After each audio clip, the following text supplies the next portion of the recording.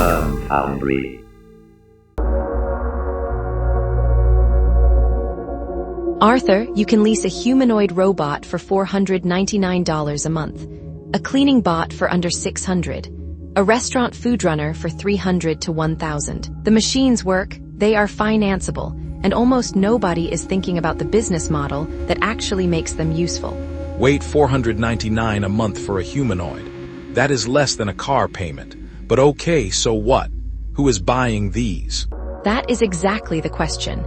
Here is the thing though, the companies building these robots do not want to run fleets in 10,000 small towns. Amazon runs 750,000 robots, and not one will ever mop a pizzeria in Dubuque.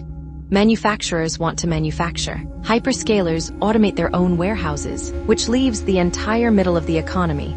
The bakery, the machine shop, the dental office, with no one to bring them the machine and keep it running. So you are saying there is a gap between the robot makers and the small businesses who need them. Exactly, and the person who fills that gap is the robot landlord. You acquire machines on financing, deploy them into local businesses, pocket the spread between the lease cost and the labor value. The math is friendly.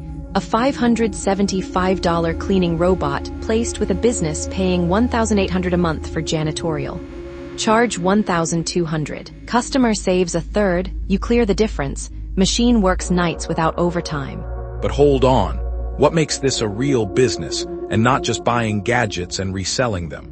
The recurring relationship. The machine needs charging schedules, software updates, task reconfiguration, the occasional rescue from a corner it wedged itself into. Every touchpoint is retention, plus 4 revenue layers that compound.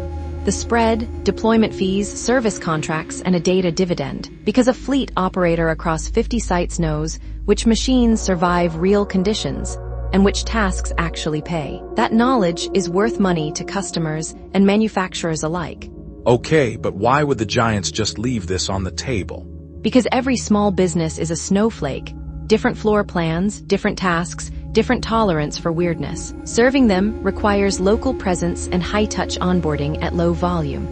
That is exactly the cost structure giants are built to avoid. This is the standard pattern of tech diffusion.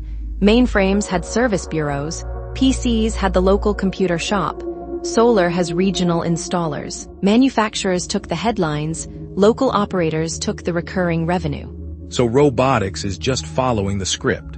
Following the script, and the fleet operator layer is nearly empty outside major metros. Manufacturers need distribution more than they need margin. Early landlords get favorable terms, territory exclusivity, first pick of deployment data. In 5 years, private equity rolls up regional robot fleets the way they rolled up HVAC companies and car washes. The people they buy out are the ones who start now, with one machine and one neighbor who has a labor problem.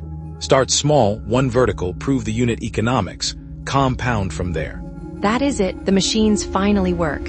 Somebody local still has to own them.